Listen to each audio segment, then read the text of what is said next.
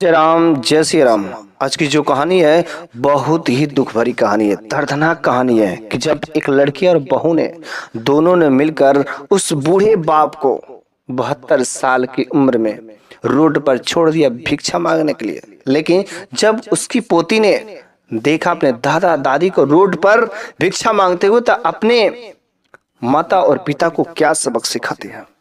कहा जाता है, किसी ने सच ही कहा है कि तकलीफ में रह करके भी कोई चला गया, तकलीफ में रह करके भी कोई चला गया, हदें पार करके भी वह हद से गुजर गया। वो कहते हैं हमसे कि घर में रहा करो, वो कहते हैं कि हमसे घर में रहा करो जो अपने घर से माँ बाप को ही निकाल दिया।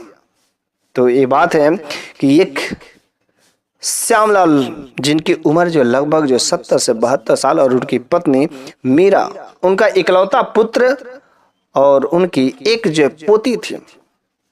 श्यामलाल की पोती जो थी उसका नाम था सोनम। अर्थात सोनम अपने दादा और दादी से दोनों से बहुत ही प्रेम करते थे। कुछ भी बातें होता था तो अपने माता पिता से जितना बातें नहीं शेयर करती थी वो अपने दादा दादी के पास ज्यादा समय दिया करते थे।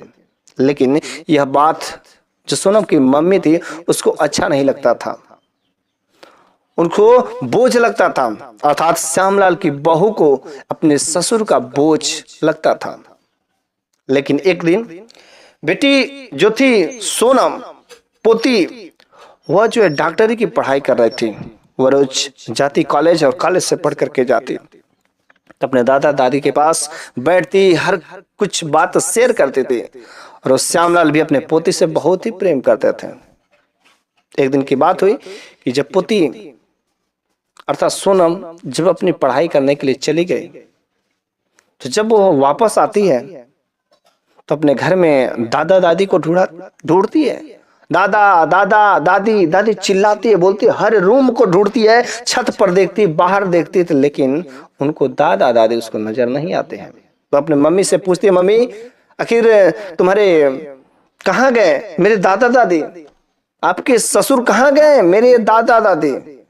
ऐसा जब कहती है, वो कहती कि बेटी देखो कि वो लोग कह रहे थे कि आप देखो यहाँ पर मेरा मन नहीं लग रहा है, यदि गांव किसी से अगर भेजवा देती तो बड़ी अच्छी बात होती। तो हमने उन लोगों को गांव भेजवा दिया और वो लोग अपने गांव में चले गए, यहाँ पर उन लोगों का मन नहीं लग रहा था। बेटी ने कहा, क्यों आप बताओ कि मैं उनसे प्रेम नहीं करती थी, क्या कम से कम दादा दादी एक बार हमसे तो पूछ लिए होते कि हाँ मेरे को जाना है। उन लोगों ने इतना तक नहीं सोचा। उसकी माँ ने कहा कि देखो बेटी, तुम्हारी दादा दादी तुम उनसे इतना प्रेम करते थे लेकिन तुम्हारे बारे में एक बार नहीं सोचा। कुछ समय बीतते हैं, कुछ समय बीतने के बाद उसके पापा भी आ जाते हैं। जैसे उसके पापा आते हैं तुरंत सोनम फिर से अपने पापा से पूछती, पापा बताइए ना दादा दादी कहाँ चले गए। उसके पापा भी वही रिप्लाई देते हैं कि बेटी दादा दादी गांव चले गए हैं और उन लोगों का यहाँ पर मन नहीं लग रहा था, इस वजह से वे लोग गांव चले गए। रोज जो है एक दिन बीता, 2 दिन बीता, बेचारी सोनम का मन नहीं लग रहा था। एक दिन कही कि पापा एक बार फोन से बात कराइए ना दादाजी से। लेकिन मम्मी से भी कहती कि मम्मी एक बार दादा दादी से बात कराओ ना, लेकिन दोनों लोग बात को काट दिया करते थे। कह देते अरे वो सब अपने काम में बिजी होंगे, तुमसे बात नहीं करेंगे। शाम को मैंने फोन लगाया था लेकिन तुम्हारी कोई चर्चा नहीं करे तो तुमसे बहुत हेट करते हैं। ऐसी वैसी बातें कर करके वे लोग बात को टालते रहे और ऐसे करते करते 1 महीना बीत गए, 2 महीना बीत गए। लेकिन जब भी वह फोन लगाने को बोलती दादा दादी को तो सुनते ही नहीं। और जैसी कहती फोन लगाने को डांट करके लोग बोल देते थे। बेचारी का मन धीरे धीरे शांत हो गया था कि लग रहा है अब दादा दादी से फिर से मुलाकात नहीं हो पाएगी। वो कहती थी आखिर अब मैं बात किससे कहूँ, मम्मी से कहूँ तो कुछ मानती नहीं, वो मेरी हाल जानती नहीं है। दादा दादी ये कैसे थे, हर चीज को मैं शेयर कर सकती थी और वे भी लोग हमसे कितनी अच्छी अच्छी बातें बताते थे। लेकिन वो काम मम्मी पापा के साथ नहीं होता था, बल्कि उसके पापा एक बड़ी कंपनी में एक अच्छे खासे पद पर नौकरी करते थे। अच्छा खासा घर, सब कुछ ठीक ठाक चल रहा था। बेटी की पढ़ाई भी इधर पूरी हो गई। बेटी की जब पढ़ाई पूरी हो जाती है तो ट्रेनिंग पर्पज पर एक जगह कैंप लगता है और जब कैंप लगता है तो वह बेटी अपने काफी दोस्तों के साथ में उस कैंप में जाती है। चूंकि डॉक्टरी की पढ़ाई करे थे, वहां पर प्रैक्टिकल करने के बाद, सब कुछ काम धाम करने के बाद जब बेटी वापस आ रहे थे तो अपने फ्रेंड के साथ में कहती कि देखो यहाँ पर पास में एक मंदिर है और वहां पर चलते थोड़े से भगवान के दर्शन हो जाए, क्या बात है। लेकिन साथ बाकी सहेलियां नहीं जाती है, लेकिन कहती कि ठीक है, अगर तुम सबको नहीं जाना है तो मैं जाती हूँ, थोड़ा भगवान का दर्शन करके चली जाती हूँ। वह सोनम जाती है उस मंदिर में भगवान का दर्शन करने। जैसे भगवान का दर्शन करने जाती है तो जैसे सीढ़ियों पर चढ़ती है, सीढ़ियों के बगल में दो, एक बूढ़ा और एक बूढ़ी नजर आती है। ऐसा लग रहा था कि उनका शकल जो बिल्कुल हमारे दादा दादी से मिल रहा है। वह सोचती कि हमारे दादा दादी तो गांव गए हैं, लेकिन यहाँ पर नहीं हो सकते, नहीं ऐसा नहीं हो सकता। वह अपने आप को कंट्रोल करती कि मेरे दादा दादी गांव है, यहाँ पर ऐसे भिक्षा मांगते हुए तो नहीं हो सकते हैं। लेकिन थोड़ा सा उसको उनको देखने के लिए, पहचानने के लिए थोड़ा सा और पास में जाती है, थोड़ा सा और क्लियरिटी होती है, लेकिन बिल्कुल वो कंफ्यूज हो जाती है कि मेरा बिल्कुल दादा दादी के जैसे ही चेहरा मैच खा रहा। और पास में जाती है, और जैसे ही पास में जाती है दादा दादी ने अपने पोती को पहचान लेते हैं और दोनों लोग मेरी बच्ची मेरी बच्ची मेरी बच्ची कह करके बुलाने लगते हैं, रोने लगते हैं। तुरंत वह दौड़े दौड़े जाती है और गले से लिपट जाती है और दोनों लोग खूब रोने लगते हैं। बेचारी सोनम भी अपने दादा दादी को गले लिपट करके खूब रोती है। कुछ समय रोने के बाद जब वो छोड़ती है तो उनके दादा अपने बेटी के आंखों से आंसुओं को पूछते हैं, कहते बेटी तुम यहां पर कैसे आई हो। तो बेटी बोलती है कि मैं यहाँ पर अपनी पढ़ाई का एक कैंप लगा था वो करने के लिए आई थी, लेकिन आप लोगों की हालत कैसे, आप लोग अभी चलिए, घर चलिए। तो दादा दादी कहते बेटी कैसा घर, कौन से घर की तुम बात करती हो, मेरा कोई घर नहीं है, मैं अब नहीं जा सकता। बेटी बोलती क्यों नहीं जा सकते। तो उस बूढ़े दादा दादी ने कहा था बेटी सब छोड़ो ना, तुम्हारी पढ़ाई लिखाई कैसी चल रही है, सब ठीक ठाक है ना। लेकिन कहती नहीं, आप लोग बात को मत काटिए, पहले बताइए ये आप लोग यहाँ पर कैसे आ गए, आखिर इस मंदिर पर कैसे भीख मांगते, तुम्हारी आप लोगों की हालत कौन किया। लेकिन उस बेचारे दादा दादी के आंखों में से केवल आंसू ही गिरते जा रहे थे। वह चाह नहीं रहे थे बताना, कह रहे थे बेटी ये सब बातें छोड़ दो, अब हम लोगों का कोई नहीं है, हम लोग अब इसी भगवान के इस मंदिर में अपना भिक्षा मांगते हुए अपना जीवन यापन व्यतीत करेंगे, लेकिन घर नहीं जाएंगे। क्योंकि जहां पर कोई इज्जत नहीं होती, सम्मान नहीं होती है, वहां पर रहने से बेटी बताओ क्या फायदा, अब वो घर हमारा नहीं है। कहती है कि आखिर तो घर किसका है, चलिए मैं आपको घर लेके चलती हूँ।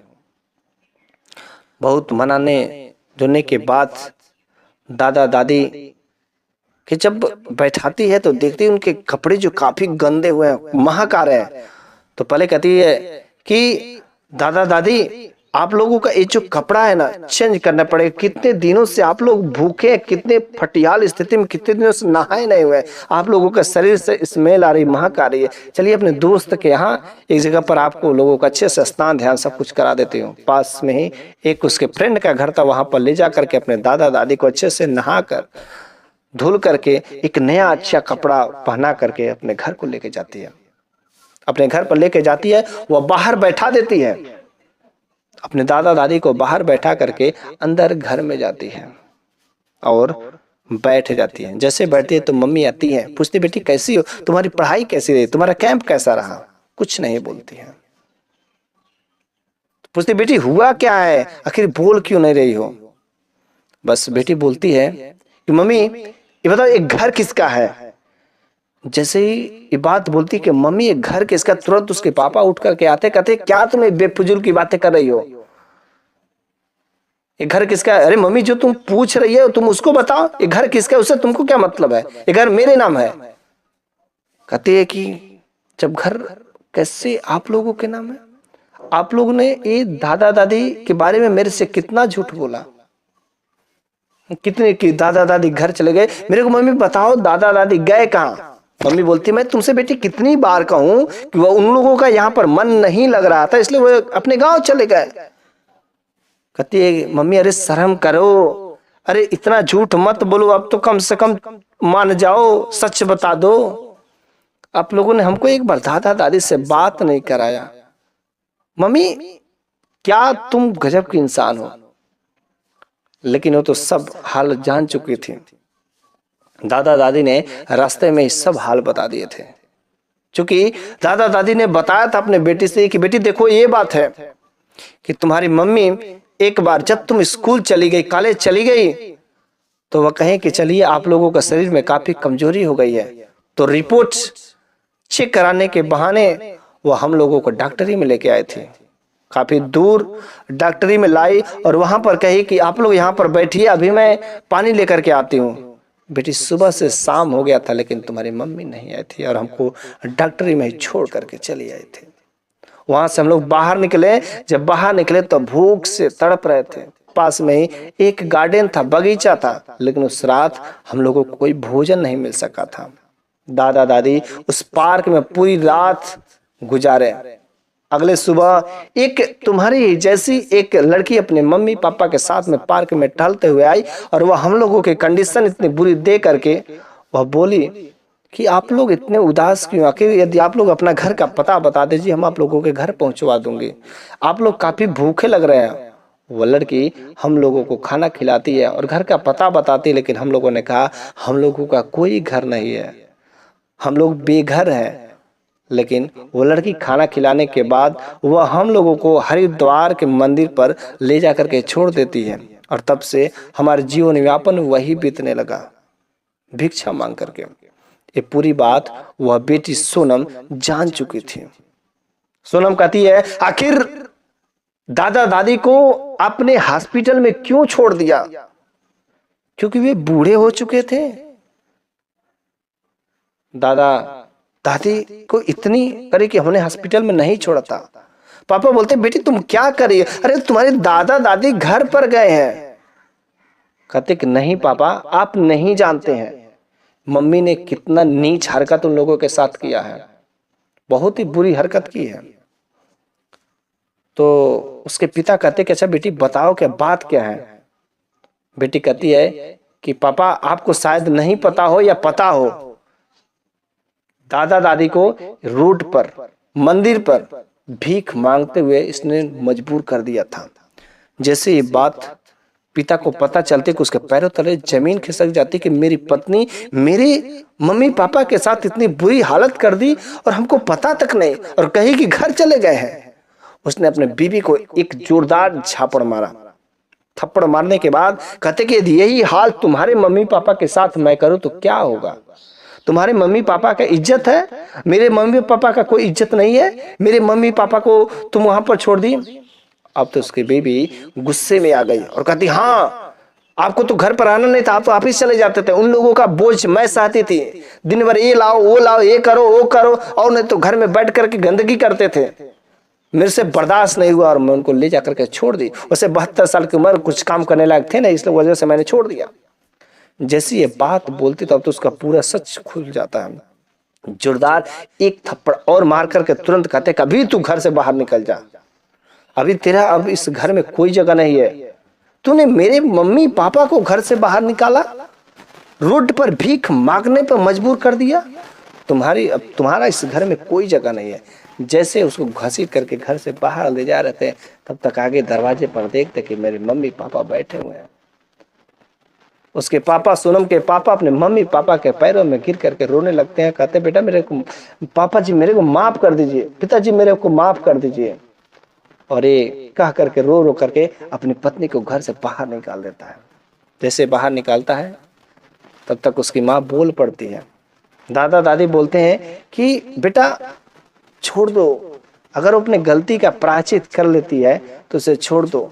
कोई अरे वो बहू है, कहाँ जाके कहाँ रहेगी, कैसे क्या करेगी, बेटा ये मत काम करो। जैसे ये बात बोलते हैं बहू आकर के अपने दादा दादी के चरणों में गिर जाती है और कहती है सास ससुर, हे मम्मी पापा आप लोग मेरे को माफ कर दीजिए, मुझसे बहुत बड़ी गलती हो गई, मैंने आप लोगों को बोझ समझा था, मुझसे बहुत बड़ी गलती हो गई। तो दादा दादी ने कहा बेटा माफ कर दो, यदि आदमी सुबह का भोला हुआ शाम को घर को चला आता है तो इससे बढ़िया कोई चीज नहीं। इसको अपने गलती पर प्रायश्चित हो गया बेटा, इसको छोड़ दो। तब से वह दादा दादी भी घर में रहने लगे और उनका पत्नी के ने भी इज्जत सम्मान देना शुरू कर दिया।